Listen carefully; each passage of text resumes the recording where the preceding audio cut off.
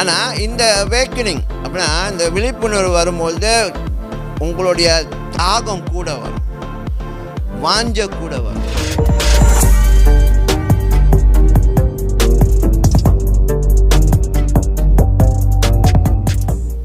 சொல்லுவாங்களே the return of the Spiderman அப்படின்னு ஒரு தலைப்பு வர பாருங்கள். சொன்னால் ஐயோ ரொம்ப நாள் சொல்லி ஸ்பைடர்மேனோட படம் வந்துருச்சுலா, பார்த்தா த ரிட்டர்ன் அப்படின்னா ரொம்ப நாள் எங்கேயோ காணா போயிட்டார் போல, திடீர்னு இப்போ வராரு பாரு அப்படின்னு மாதிரி இந்த இந்த விழிப்புணர்வு அப்படி தான்.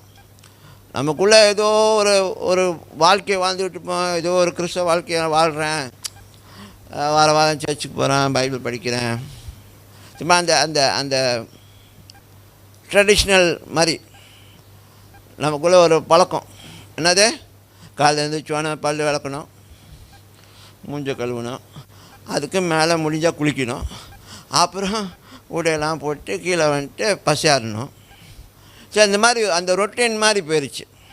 ஆனால் இந்த அவேக்கனிங் அப்படின்னா இந்த விழிப்புணர்வு வரும்பொழுது உங்களுடைய தாகம் கூட வரும், வாஞ்ச கூட வரும், விருப்பங்கள் கூட வரும்.